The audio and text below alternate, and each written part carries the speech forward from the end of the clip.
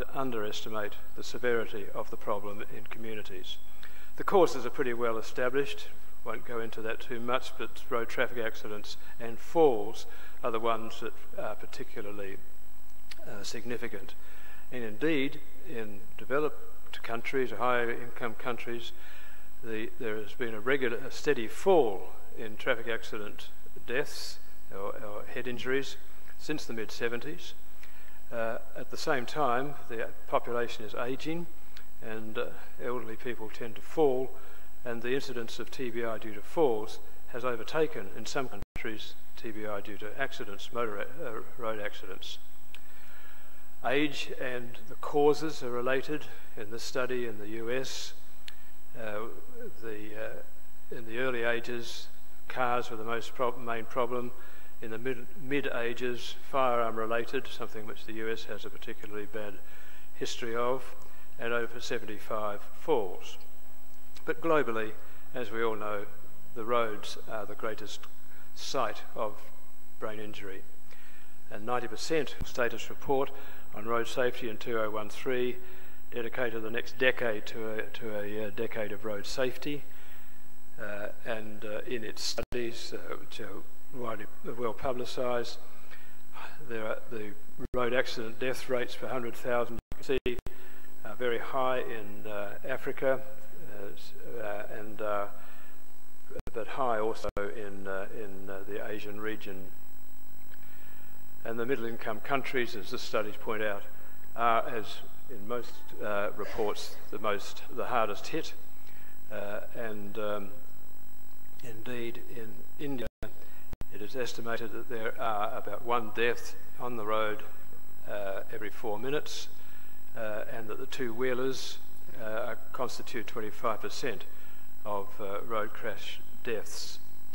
So the concept of the vulnerable road user, I think, is very important, because these are surely the target of our efforts to reduce injury. That 50% of those that die from road traffic accidents are of this vulnerable category, in these vulnerable categories, namely the motorcyclists, the pedestrians, and then to a lesser extent the pedal cyclists, depending on the composition of your traffic. Gurujaz in India, 2002, supported that real profile. The two-wheeler, particularly, a cause of death. Pedestrian deaths occur most often in the low-income countries, but the motorcycle, the two-wheeler, has been recognised as probably the most potent and effective cause of road death since its inception. And this study from some years ago estimated that in the UK, 1% of road users were at that stage riding motorbikes, but there, even at that time, they constituted 15% of those killed or injured. And estimated back then in the UK that the risk of injury was 50 times higher and of death 14 times higher if you're on a two-wheeler than if you're in a car. But of course we know, looking at the picture on the far left, that many more than 1% of road users use two-wheelers in the low and middle income countries. And that picture is from Vietnam of some years ago, where it was possible for a person to acquire what they might call an entry-level two-wheeler for about $20 US down payment. And so they have become a very prominent cause of road traffic deaths. And so any epidemiological study should lead to some forms of prevention. Do the campaigns work? They typically target speed, alcohol and fatigue, seat belts and helmets. And it does seem that in the developed world, in Australia, UK, US, that they have worked and are presumed to be responsible for the steady decline in road deaths in registered vehicles since the mid-70s. You can see the dotted line indicates the increase in the number of vehicles on the road, whereas the fixed line indicates the numbers of deaths on the road. And even though the numbers of vehicles continues to rise, the numbers of deaths measured in various ways falls. And it's estimated that almost all the fatality fall since the late 60s can be explained by the introduction of various preventative strategies, seatbelts, random breath testing and speed cameras.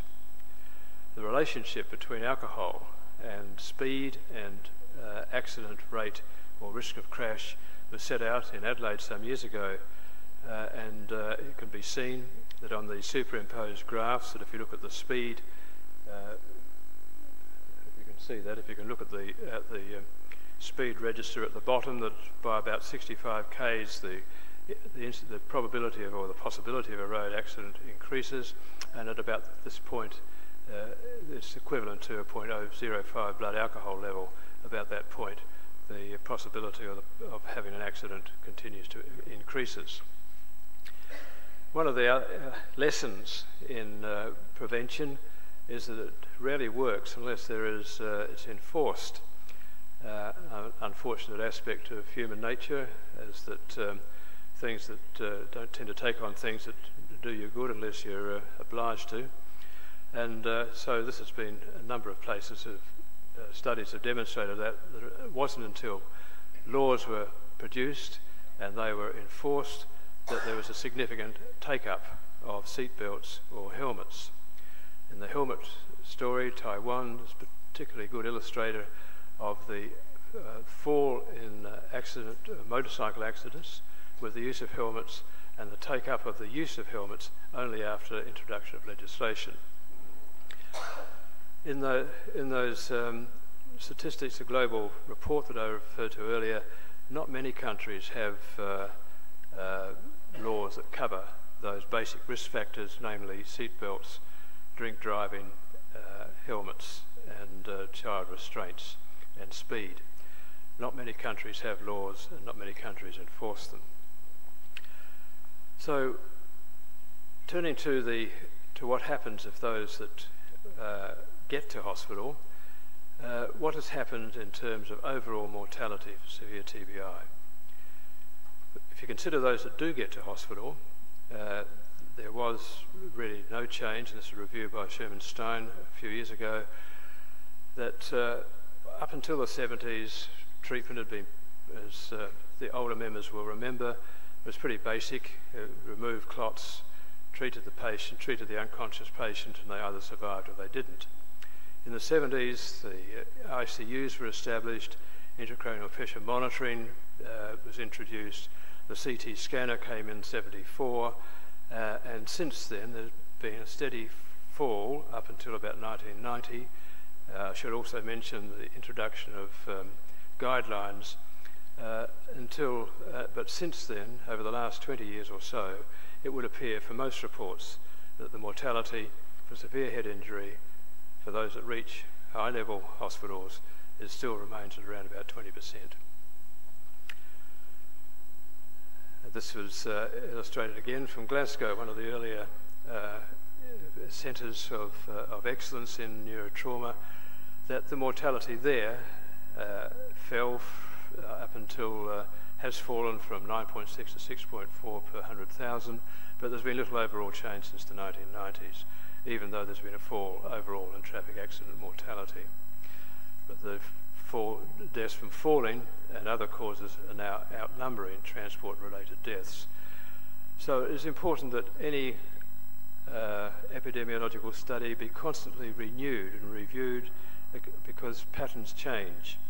And in this ageing world in particular, where there are now more older people over 60 than in developed countries than children under 15, and it's estimated that by 2050, a third of the population will be over 60.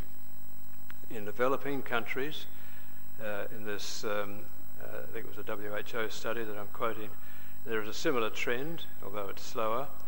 Nonetheless, this will be for everyone an increasing problem, or a matter to deal with, I should say, the increasing age of injury, the overall mortality and morbidity, something we will discuss a little later when we talk about geriatric head injury. Increase in medical hospital costs is something which will have to be borne by the communities. If we look at the long-term epidemiology, looking at outcome, And in 2 studies quoted here, the 3 years after severe head injury, only 3 out of 45 survivors did not suffer some persisting and disabling symptoms. And Thornhill's study from 1 year after Australia, 1 year after mild head injury, 47% still had moderate or severe disability. And no doubt my colleague, Dr. Peter Anastasiadis, will deal with this later when we're talking about rehabilitation. And also perhaps touch on the longitudinal 10-year follow-up from Victoria some years ago, showing that many people continue to have, after moderate and severe head injury, problems for many years. And the problems that are present at 2 years in this study persisted for up to 10 years, or still present at 10 years.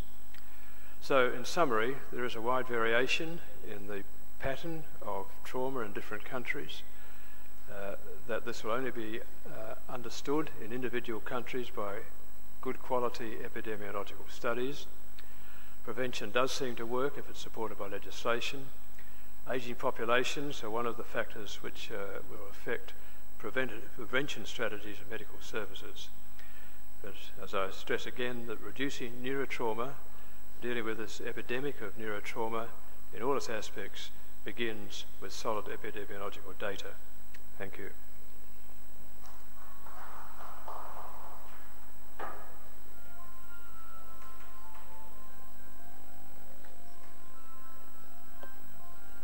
Thank you so much, sir.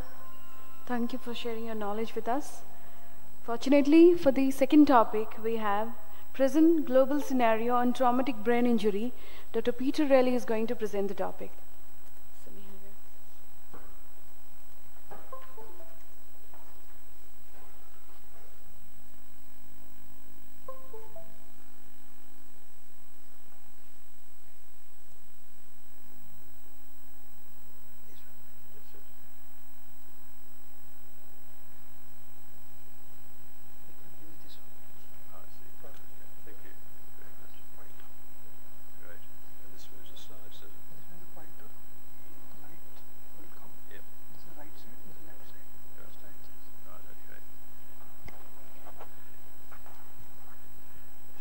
So just changing the focus somewhat to a global perspective on neurosurgery. And this was originally to be presented by my colleague, Dr. Kee Park, who was unable to come. So I'm presenting this on his behalf. He's been one of the people that are very much involved in this relatively new way of looking at neurosurgery in the world, global neurosurgery, which has grown out of an interest which was developed a few years ago on global surgery in general. And this talk relates to some of the data from Dr. Park and also from Dr. Roy of Madras, who many of you may know, who's very much involved in looking at surgical care around the world, and I heard this presentation from him 2 years ago in Cambodia, where he was talking about the current state of surgical care in low and middle income countries, and with his permission I am using some of his data. So this arose out of an idea from the Lancet a few years ago that in order to address what appear to be considerable inequalities in delivery of surgery and anaesthesia, to look at ways of improving this, improving the distribution. And so this was this idea of global surgery to inform and develop policy change to address the gross inequalities that I've said. Because it seems to be that nearly a third of global disease arises out of surgical conditions. And this diagram I found quite useful in understanding how this comes to pass. I don't know, it's not very clear to me. Is it? I don't know if you can see that clearly, but anyway, I'll just describe what it's showing. That within the delivery of surgical treatment. There appear to be three levels of delay. There is, on the left, in the community, the person firstly may not seek help for one reason or another, may go to alternate medicine, or may not, for various reasons, might not seek to proper treatment. The next level of delay might be in that there is no transport to get to proper medical treatment, and thirdly, having got there, there may not be proper treatment available. It may be the wrong hospital, or the surgeons there may not be willing to undertake whatever it is that's the problem. So the three delays: seeking help, getting to it, and then having it properly provided. Whether is the model that they presented. In Southeast Asia, the trauma is recorded, as I've already mentioned, in different ways. Death at the spot is one level of pre-hospital transport, in-hospital mortality, post-hospital discharge mortality and morbidity. These may all be recorded in different registries, which may or may not link, and so the problem again arises in getting an overall view.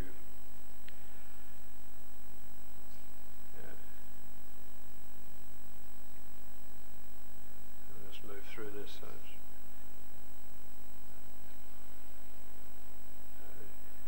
It comes to the problem of using other people's slides. You don't realise what's embedded in them. So if we look where death occurs in trauma, 36% occurs at the spot, at the accident site, 11% occurs on the way to hospital, 53% is thought to occur in hospital mortality, and some unknown quantity might occur after they're discharged, unknown because frequently this isn't followed up, isn't recorded.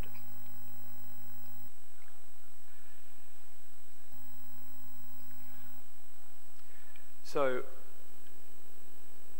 33 million people face catastrophic expenditure paying for surgery and anaesthesia annually. 33 million people in poor countries who might sell their means of livelihood in order to receive proper surgical treatment.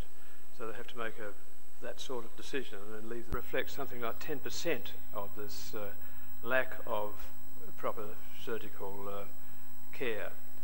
It is estimated that something like 5 million essential and emergency neurosurgical surgeries are not being met every year. But the rub is that to meet this need requires something like 22,000 additional neurosurgeons. How long and how is it possible to train so many to take up with this lack of this amount of necessary surgery? You can see that in terms of the annual number of surgical cases per neurosurgeon, that in that grade in India is pretty much in the appears to be reasonably well stocked. There's clearly, according to this estimate, a shortage of neurosurgeons for the necessary operations necessary, but there are many countries that are far worse off. I won't, just to show the global volume of neurosurgical operations broken down in terms of the disease profile in the countries, looks like that, but I just want to show this to point out from that same table that 74, if you just read the green table there, that 74% of surgeries for TBI are needed in low and middle income countries. That's 74% of surgeries that are not being performed. That 80% of brain tumour surgeries that are not being performed are occurring in low and middle income countries, and that 89% of surgeries for traumatic spine injury which are not being performed really refer to low and middle income countries. And so this global research group on neurotrauma met in September, just 2 months ago, and published a statement which just indicating the need for the greater access to essential neurosurgical care, and trying to set out some program by which this need will be met. And so, just to summarise that 14 million additional neurosurgical procedures are needed every year globally, that 9 out of 10 people globally do not have access to surgical care generally, including neurosurgery. Thank you.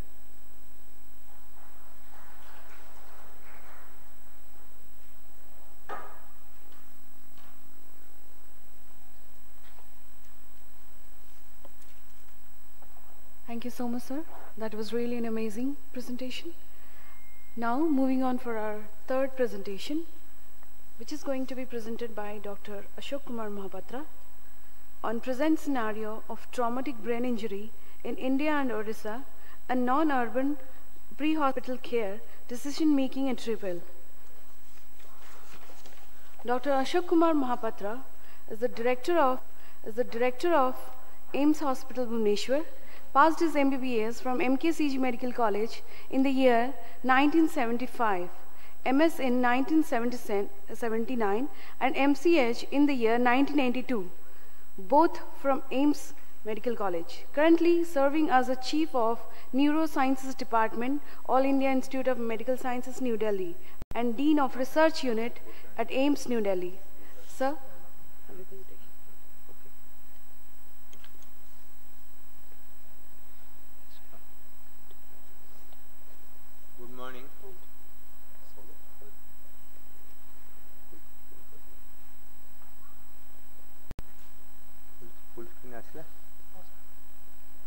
Good morning, chairpersons, our esteemed faculty from abroad, and delegates.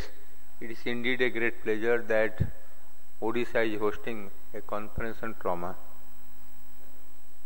Trauma can never be overemphasized, and we know what proportion of trauma is being happening in the world, and you have just seen a bird's eye view what Dr. Raleigh has given us. So we know that it is an epidemic, and nobody is going to spare from this epidemic. And we have to understand also, head injury is not a disease. And a head injury is such a thing which comes from the bolt from the blue, and a young life can be cut short in no time. So I was thinking how the trauma services develop in India last 50 or 60 years or so. We all know that neurosurgery started in India 1949-50, and we have almost gone around 70 years in the process of journey of head injury and neurosurgery. And if you look at the services started in India, it is the order how it appeared. But you look at the subsequently is it was just around the 30s and 40s, and when the Second World War was going on, most of the head injury in India was managed by general surgeon. There are few British surgeons, those who are giving guidance to our trained surgeon in India to deal with head injury. So it was not really happening in 1950s and 40s. So, but as the neurosurgery started training at many centers in India, things started looking up. So if you look at the 1960s and 70s and 80s, things are taking a better and better turn. So when a paper was written by Dr. Ram Ginde, the neurosciences in India in 20 years, that is 1970 to 1950 to 70, there are only 50 neurosurgeons. So there are 53 neurosurgeons in India in 1970. And when Dr. Kak wrote Neurosurgery and Neurosciences from 1970 to 90, which is published in a book called Neurosurgery Prospect and Retrospect, we have 350 neurosurgeons. So I belong to the era between 53 and 350. So I joined neurosurgery in 79 and finished in 82 after 7 years of residency at AIIMS. I wrote a chapter which Dr. Tandon was writing a book, Neurosurgery in India last 50 years, published by Department of Science and Technology 2010. And when I analyzed Neurosciences India 2010, we had around 1600 neurosurgeons. And NSI had a membership of about 2,500. And this has gone up because when I was the chairman of postgraduate committee of MCI between 2010 and 12, I saw that we are enrolling 300 cardiologists for a DM and MDM, and we are enrolling maybe urology, they are home between 80 to 120. So we are happy that we are trending currently maybe about little over 2,200 neurosurgeons per year, which include MCH and DNB. Those are passing out. And when you look at the international, like US, they take about 180 medical American board and about 10% dropout. So US take about 180 to 200 neurosurgical residency per year and 10% dropout. And we take about little over 200 per year. So we didn't have an ICU. When I joined neurosurgery, there was no ICU for head injury. It was general ICU in 8th floor. And many of our colleagues here, teachers here, trained at AIMS. So if you look at the 70s and 80s, we have a corner of the 8th floor, post-operative, Dr. Nanda knows, Dr. Das, Dr. Mahanti, they know that a corner of the 8th floor, post-operative care under anesthesia, there are 6 beds. But more importantly, after a lot of persuasion, Dr. Khosla could make a corner of a ward of 5 beds or 6 beds. So really we did not look after the head injury the way they would like to be. But if you look at from major hospital from 90s, the corporate hospital came up, we have a lot of facility for ICU.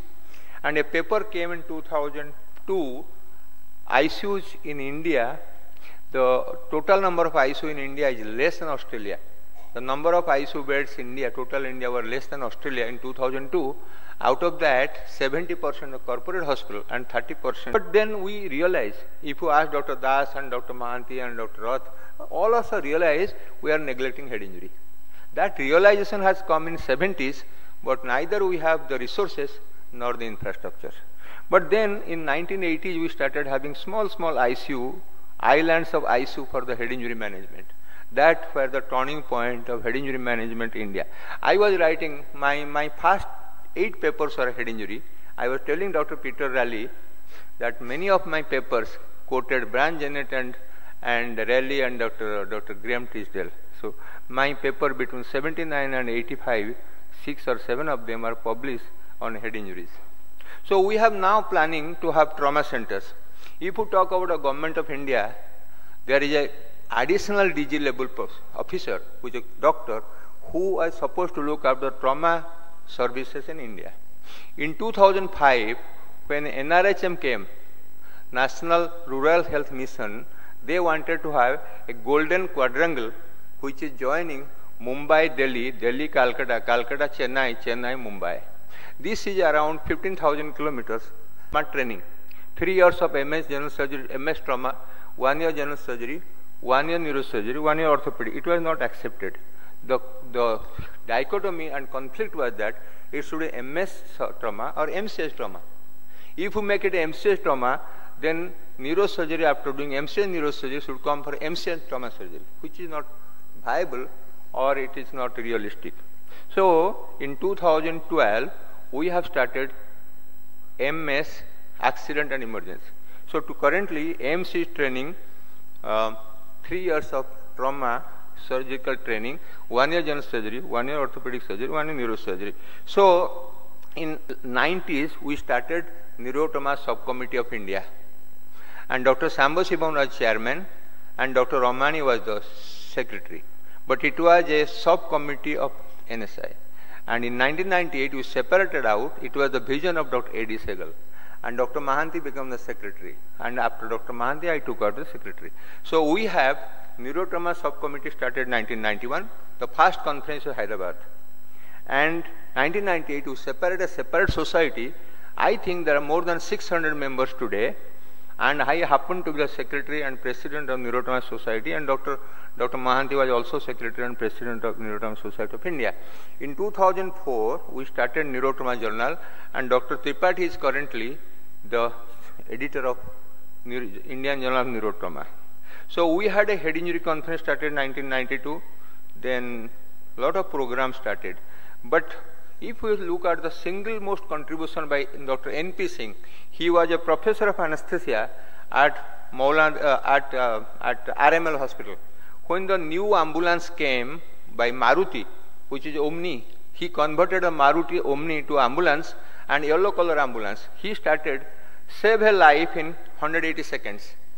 And he started in 1978 for Delhi police, ambulance driver and traffic police. And I used to go, this is once a month from 2 to 5 in the Saturday afternoon. It is Professor N.P. Singh, his contribution people have not really given due credit.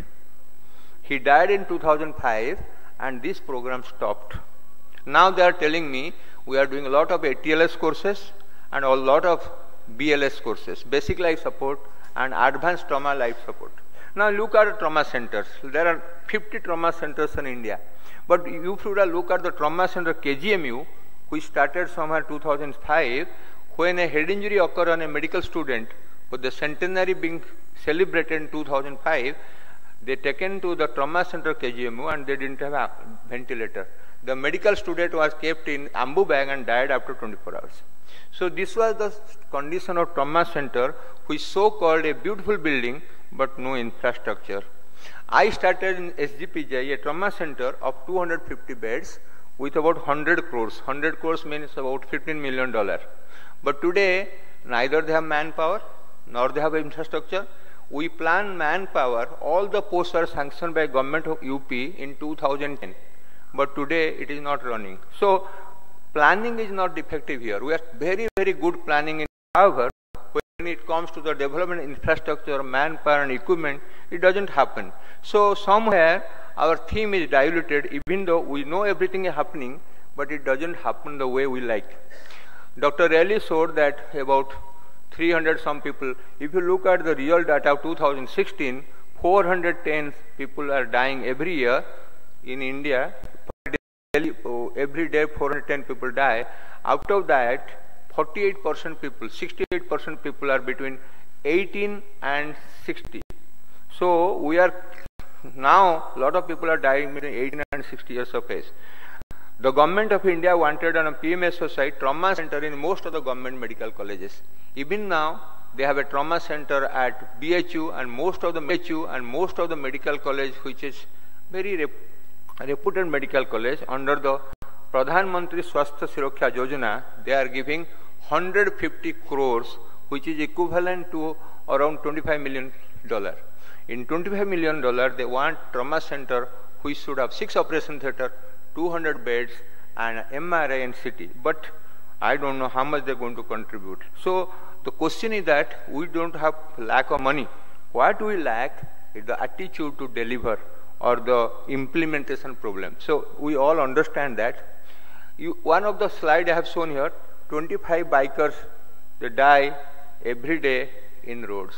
And if you would have read the Times of India last week, 6 people on the road die every day because of potholes. Because if you look at the recent TV discussions, they say roads are not good. There are ditch and humps and bumps in the and pits. And we see that in India, a lot of people die because motorcycles fall in the holes on the road. So this is one of the things. Look at the bikers who die in India. In 2015, there are 1835 people died in Delhi road. 1835. After that, 900 are the two-wheelers. So if you look at India, I think the data is not 25%, it's much higher, that either the two-wheeler people die or the pedestrian. In the cities, it's two-wheeler, and in the village, maybe it's a pedestrian. We were doing a study called Central TBI study for the 60 centers in 40 European countries are involved by Andrews Mas and David Menon's study from Cambridge. They have analyzed 25,000 people and their mortality has come down somewhere 34%. And 1 year follow-up was 68%. When we compare data with AIMS data, because there are few centers, except the European country was from India, 2 centers, and China, 5 centers. We contributed around 1,500 cases. So they took 25,000 patients for the OPD, and another 4,775 patients, those are admitted in the hospital. And this data is going to be presented at the European Parliament on 7th. We are supposed to go to Brussels on 7th, but I don't know whether I will be able to go or not. The fatality in the road, this is what I am telling, 68% all between 18 and 45 years. And if you look at the fatal roads, you understand why the people die. So if you really look at the epidemiology of head injury in India, the maximum death occurs in Tamil Nadu. So it has the people to death ratio, people to accident ratio in Chennai city, and Tamil Nadu has become number 1. So there is always competition in metropolis who is going to acquire the number 1 position for killing people in accident. So if you look at Delhi, Delhi had less than 3 lakh vehicles, 300,000 vehicles in 1980. Today, for a 25 million people of population of Delhi, there are 10 million vehicles. So to have a fatal accident Delhi road is practically impossible in daytime, because the car will not move unless it is a pedestrian. So it is not the car occupant, the 4-wheel occupant who die of accident. But if you look at after 10 p.m., people drink and drive after party. The people dying of accident after midnight are car occupant. People dying in the daytime are the pedestrian, or it is the 2-wheelers. What do we need to do? We need to educate people. We are doing CME. Last week we had a trauma conference in Delhi. We had 300 registration. But unfortunately, audience will have 50 people. So our registration and attendance in the hall doesn't match. So our education not really going to the people who needs it. I was telling in the morning to Dr. Mahanti, other people, most of the people in this hall are above 40. So probably we do not need to educate ourselves above 40 or 45 years of age. But what is more important, that many centers are conducting basic life support, advanced trauma life support. At AIMS, every 3 months we do trauma ultrasound workshop, trauma radiology workshop, because what type of radiology plan for what patient. So a lot of workshop is being happening, but we are not doing enough. What should we have? We should have either 6-month course in trauma, or MD in emergency medicine, or MS in general trauma surgery, short-term training for the general surgeon, because even today I think only 40% neurosurgeon deal with trauma. There are 2 reasons for this. Trauma doesn't pay a neurosurgeon, or trauma is look out as the third-class citizen of the neurosurgical elite community. Because if you clip aneurysm, if you do a skull-based surgery, if you do a petroclive meningioma, it is much more attractive. Or you do a spinal instrumentation. If you operate a trauma, it doesn't get too much attention. So trauma is not really a cup of tea of neurosurgeon, because I have fought with many of my colleagues. Maybe it is for the Suresh Nair from Trivandrum, or a BK Jain at Sanjay Gandhi. They don't think trauma is a part of neurosurgical curriculum. I'm sorry, but they think. They had headed the institute. They sent 15 days, the Trivandrum sent 15 days to Nimans, and also shows the SGPGI. When I forced the trauma to be admitted at Sanjay Gandhi, they became my enemy. So I asked very simple question. If your child has head injury, where should he go? There is no answer.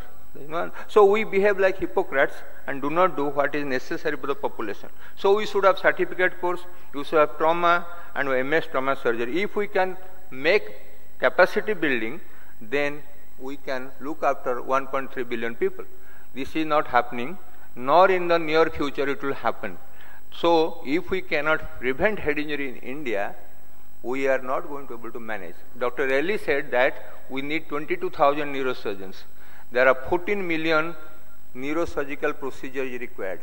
2015, 5th January 2015, WHO said 5 billion people in the world cannot even afford for a minor surgery, which include breast biopsy, herniorrhaphy, or even drainage and abscess. 5 billion out of 7.5 billion people cannot afford in the world for a minor surgery. So what is our head injury. It is too much to expect. So we do not have neurosurgeon, nor we have got adequate funding, nor we have got personnel in technical and nurses level. I am fortunate to work at Delhi because we can afford to have one bed in ICU and 4 nurses. So in 25 bedded ICU, we will have 100 nurses, so that we have one bed per one nurse. But I sometimes think we are overdoing, because then also they don't look after. It's very sad to see people don't work. So what do one can contribute? I have worked in NTSI. I was a founder member, we are president, secretary also. I want to have as many trauma conference attended, but of late I am not able to go trauma conference. So it is very difficult to keep pace with trauma, because ever increasing in number. So we should have trauma program in MBBS surgeons. We can have a trauma problem from public lectures. When I was AIMS, we have got every year public lecture from head trauma, maybe twice a year in auditorium. And when I was Sanjay Gandhi, every 1 month I used to go to school and colleges and talk to the school children in university. Even Bhubaneswar, I deliver about 20 lectures on trauma. All high schools, DAV schools, colleges, Utkal University, OUT and IITs. Because we are almost killing our young people by trauma. So can we prevent it?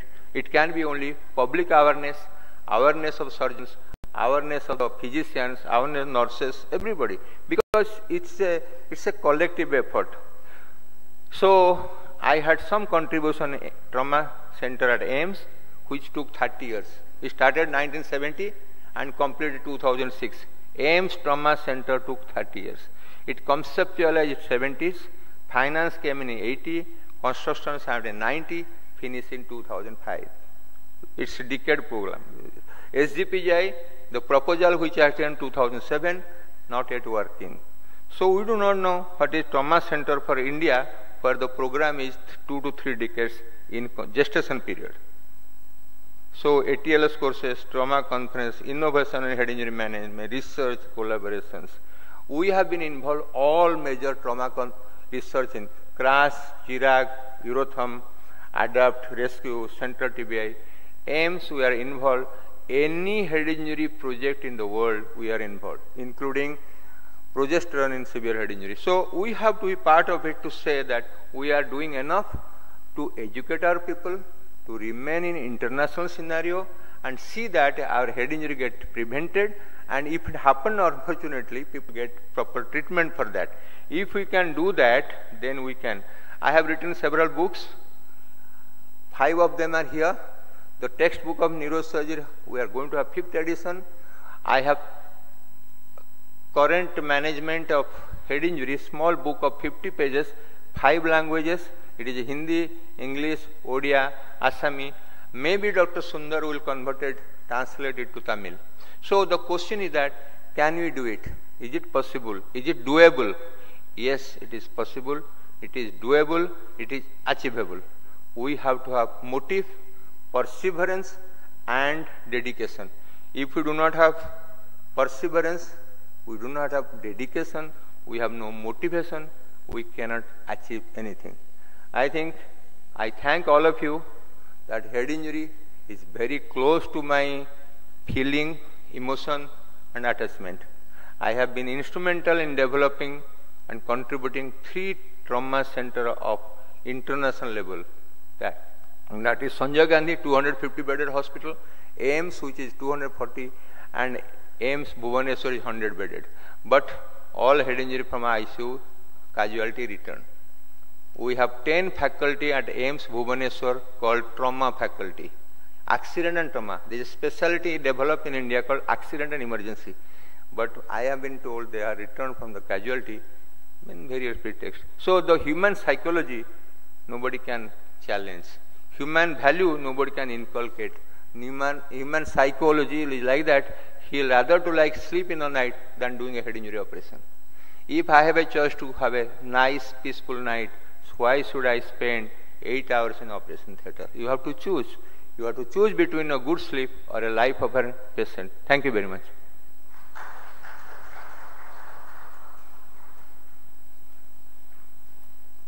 Any question? This is the AIMS Bhubaneswar. I think most of you have seen. this is the entry gate, and this is the landscape.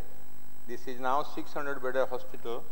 We have MBBS, MS, and MCH. Thank you, sir. That was remarkable presentation. Thank you so much for sharing your knowledge. Thanks to the chairpersons on the dais, please. Is there any question?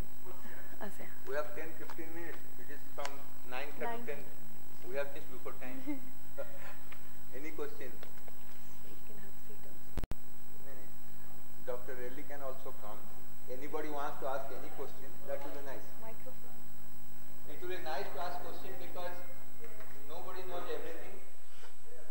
Sir is there to ask the question. Dr. Shah.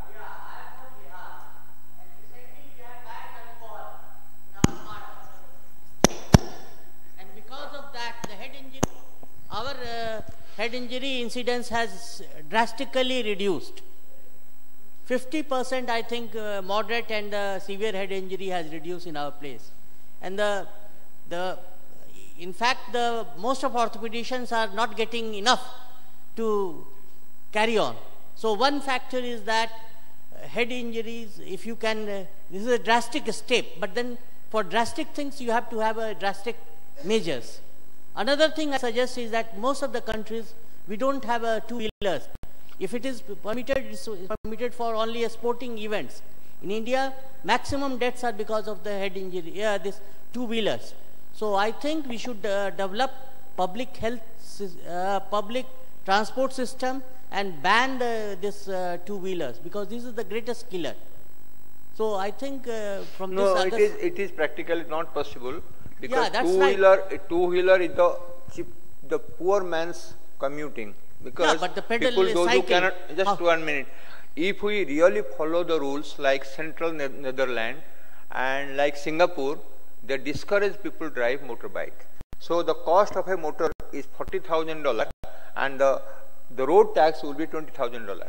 If you make tax very high, people will be discouraged to drive four-wheeler.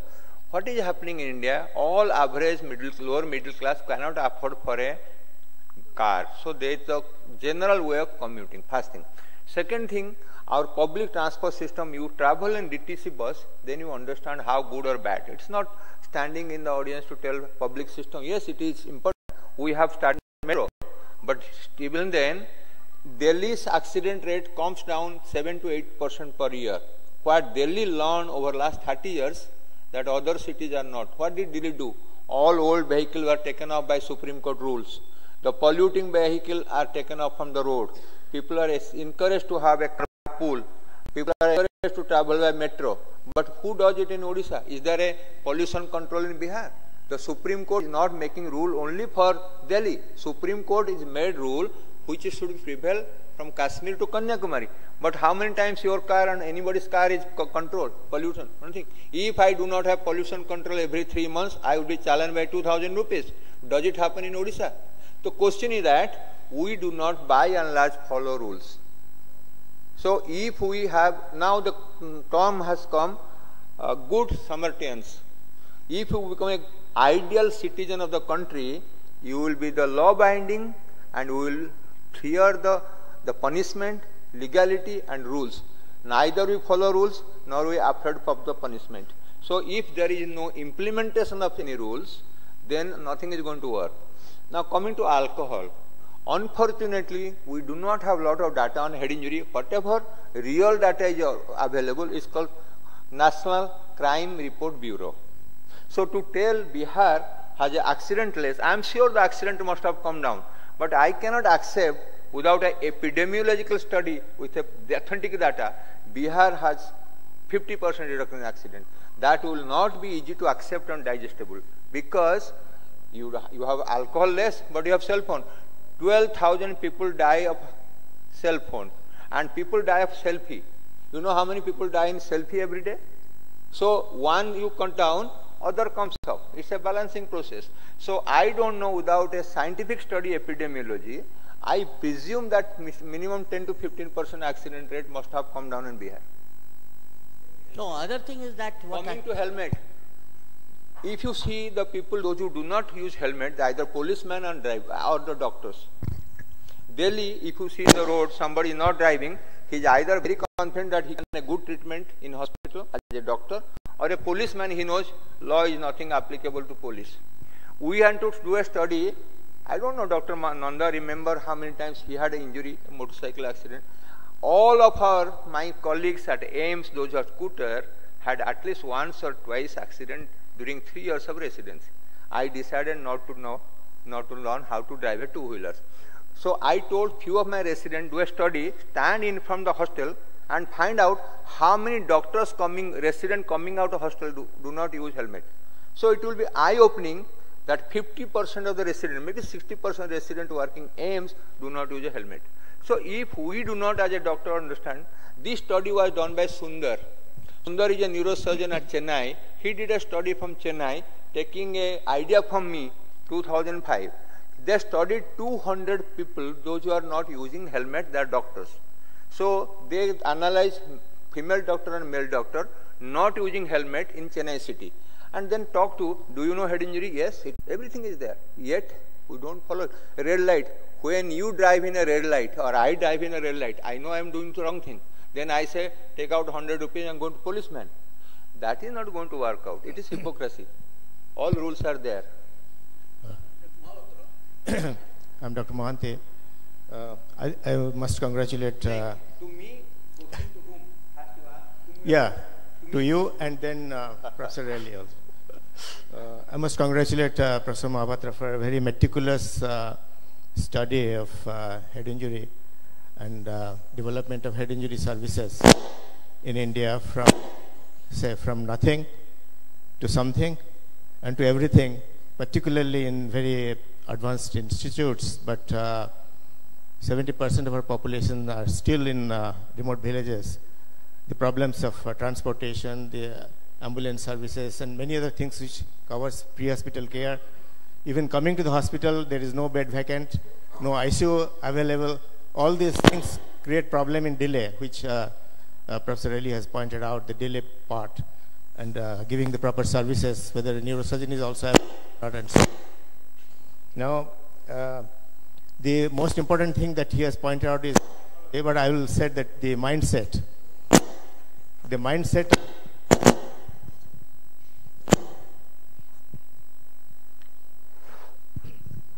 mindset of the people who are taking care of the head injury services, the neurosurgeon, the team of neurosurgical services, the hospital, the casualty services, the ambulances, all should be coordinated in such a way that there is no delay. Even in the best centers, like for instance, I'll tell Germany, patient is given pre-hospital care, transported to the hospital by helicopter and put on the hospital terrace, and then still there is a delay, which may be crossing the golden hour. So all these things have to be taken into consideration, and in our country it is a vast problem which covers the society, the economics, and all these things, which I think will take a long time to coordinate. The other thing is about the interesting observation of highway accidents. There are high-speed accidents, which are mostly severe head injuries, and the minor injuries that take place within the city, urban, mostly because the roads are congested, there are animals on the road, there are pedestrians on the road, and this is an interesting observation which Professor Bagchi in Calcutta put up in that head injury book, that the head injuries occurring in the urban are much more milder compared to the highway accidents. And we are going towards highway accidents in a much bigger way than the so-called urban accidents. And urban accidents are mostly minor and can be taken care of by general surgeons. Whereas highway accidents need trauma centers, as you have pointed out, where a comprehensive care, including a neurosurgical care, can be given. So taking into consideration all this, I think there is some progress, but it is very, very scattered in our country. And as you have pointed out, trauma centers are very limited with usually a foundation stone or the construction is there, but there is no infrastructure or doctor, and that collapses after some time. So this has to be a sustained effort throughout the country, and we all need a mindset. Thank you very much. I think you are absolutely correct. It is nothing to do with the neurosurgery, because I don't know if Dr. Relly will agree or not. We all know 90% head injury minor, and they really do not require intensive care or neurosurgeon. If you look at the 10% severe head injury, 30% or 40% will die. So all severe head injury do not require operation. So we are talking about 5% of neurosurgery of head injury may require operation, 5%, because all severe head injury do not. And if you look at the data from the New Zealand, what Dr. Relly showed, they have 790 per 100,000 population accident. If that is so, it's probably most accident prone in the world. It's about 800 accident. So we do not require for every head injury. What we need to have, somebody who is confident in managing head injury after a short-term training of 6 months or so. Second thing, most important is that our public participation. If we do target the school children, what is helmet, how does, this is Jordan which has done, they have developed children from the 2nd standard onward, they say what is the brain like, the small helmet. So helmets are given to them as a toy. So they get accustomed from the age of 5, what is the helmet, what is the brain, which part of the brain for what. So lot of things who start from the public, from the schooling, so that understand the value of the brain, value of the helmet, how protective it is, all that. Coming back to the number of accidents. See, if we take data from Delhi and extrapolate, today we are operating 5,000 operations at AIIMS Delhi. Out of that, almost 40%, maybe 30%, 30 to 35% are accident related. Trauma center, we operate 1600 to 1800. We have 2 operation theater running everyday routine and emergency. So we operate around 15 to 1600 operation, which is head injury, spinal injury, brachial plexus injury, nerve injury, and injury related like hydrocephalus, craniectomy, cranioplasty, 1600. And in the main hospital, we have 7 operation theater. We do around, some year 3200 to 3400, depending how often the operation get cancelled or how operation will go. So our 1/3 work at AIIMS Delhi is trauma related. Yet it is very difficult to make a resident interested in trauma, because if our certificates given are money, all our training in neurosurgery are money oriented, which is very bad. Our most purpose of getting a certificate that I get a passport of operating and making money. If that is the aim and objective of training in India, we can never achieve the success in management head injury, because that will always remain as a 3rd-class citizen of neurosurgeon who is going to manage head injury. Can we change this perception that head injury requires 3rd-rate neurosurgeon or it is a general surgical job? If we cannot pass this to our younger generation, head injury is as much important for aneurysm clipping, skull-based surgery or endoscopy surgery, or putting 10 screws and getting 3 lakhs of rupees. So the question is that, can we conceptually change the attitude of the neurosurgeon? If we cannot, then forget about that if you and me get a head injury, we get a good treatment.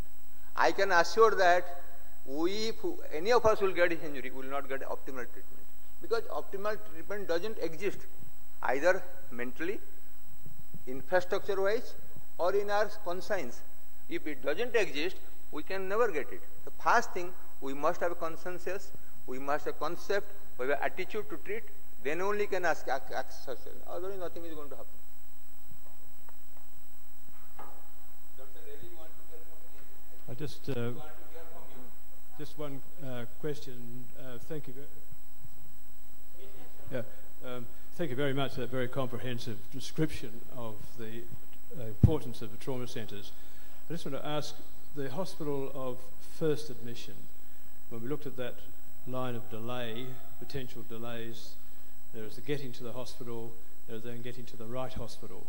And I presume that many people in India, many victims of road injury will go initially to a small peripheral hospital or not a hospital that doesn't have a neurosurgeon. What efforts are made, if any, to include in a trauma system the hospital of first admission? Is there any special training for general surgeons to deal with neurotrauma that might arrive at their hospital, which is not a neurosurgical hospital? Is there a system by which they're built into a pathway to the trauma centre? I think it is my feeling In India, we cannot have number of neurosurgeons so many that our trauma center will be manned by a trained neurosurgeon. Because we are not making that much of neurosurgeon, you say that a population of India requires 25,000 neurosurgeons. To have one neurosurgeon of 50,000 people, like American standard, we require 25,000. We are in 50 years trained 2,000 neurosurgeons. So the time will never come, each and every head injury will be managed by neurosurgeon, not possible. Coming to, it's not only neurosurgery, teamwork. I know there is no CT scan, and if you have CT scan, we have no radiography. We created 6 AIMS, and in most of our new AIMS, there are no radiologists. So we have CT, MRI, mammography, ultrasound, cath lab, but no radiologist. In Rishikesh, for 5 years, the neurosurgeon, all the radiologists managed by a senior resident. So today we are only not talking about neurosurgeon. You may have neurosurgeon trauma center and a beautiful MRI, but we want radiographer. We started a hospital, like photo I showed. We did not get a radiographer or radiologist. For 4 years, we have one radiologist. Whether he is going to work in morning, evening or night. We have dialysis machine, we do not have nephrologist. So today what is happening, India has got some financial capacity to finance many things, but we do not have capacity building.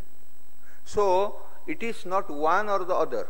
To have a successful package, you require neurosurgeon, you have physiotherapist, you have ICU trained nurses, you have CT scan, you have mobile CT. So if you want to get an optimal level like American standard or Australian standard, your trauma services is multiple specialties, right?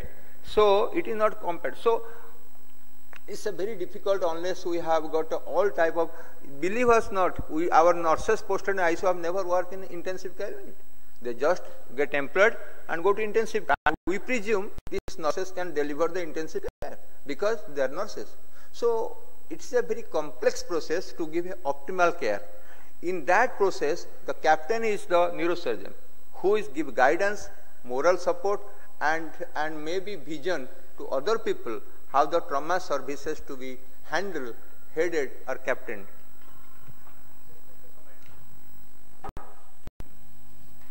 Looking at the whole situation, I was in administration and we had found it is always better to train general surgeons in neurotrauma so that they can look after the cases in a very broad way, because general surgeons are available everywhere. If you train them in neurotrauma, possibly majority of trauma except very intricate brain surgery can be tackled by them. This becomes a very easy method of tackling the situation. Thank you. I have just a couple of comments to make. I don't agree with Professor Mahapatra's observation that head injuries are not managed properly in this country.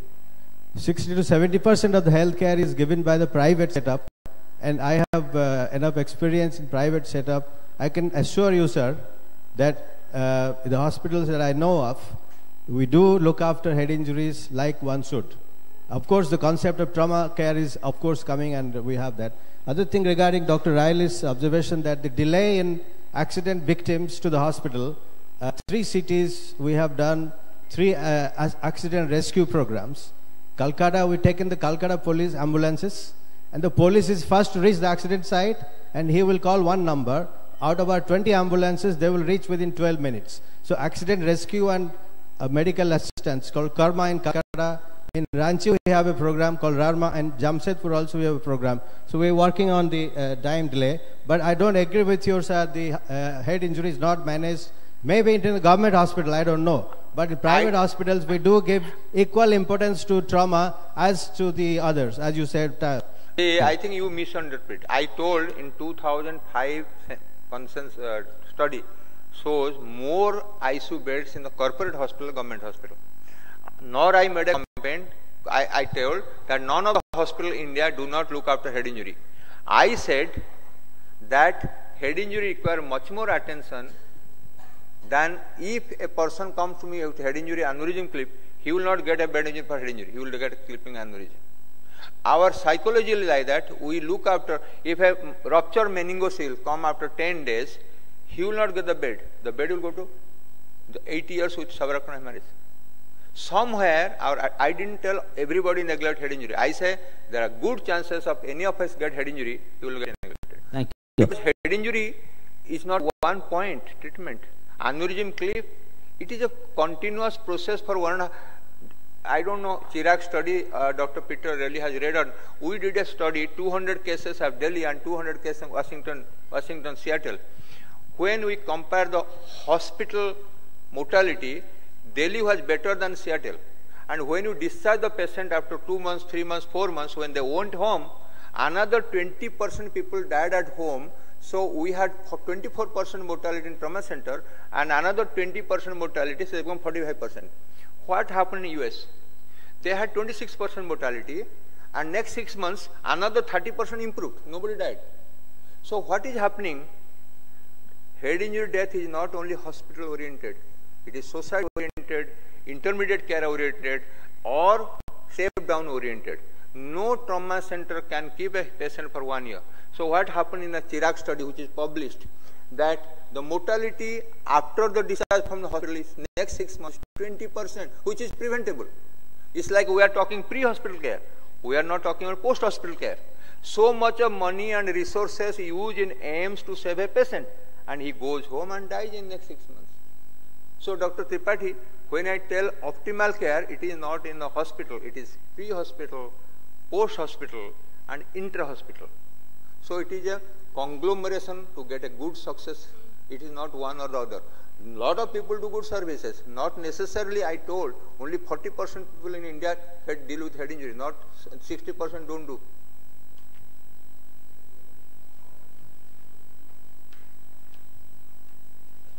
Thank you so much, sir. Now I would request Dr. Ellen Tripathi and Dr. B.K. Kumar on the dais, please.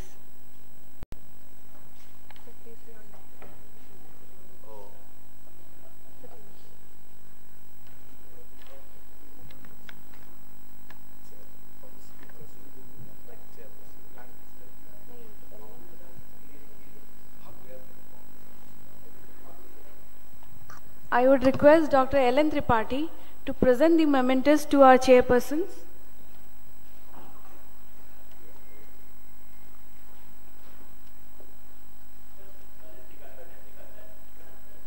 Okay, to the speakers first, I would request sir to present the memento to Dr. Peter Relly.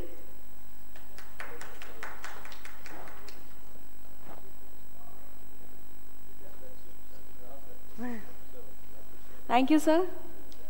Next, I would request sir to present the memento to Dr. Ashok Kumar Mahapatra.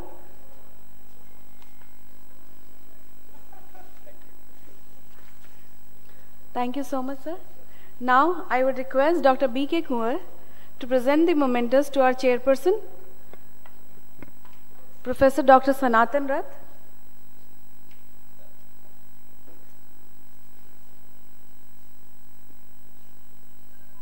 Thank you, sir. Then Professor Dr. R.N. Sahu.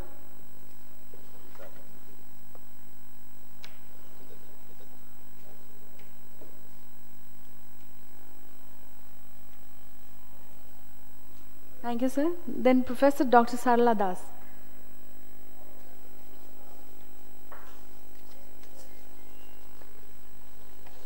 Thank you so much, sir. Thank you so much, ma'am. Now it's time for the tea break.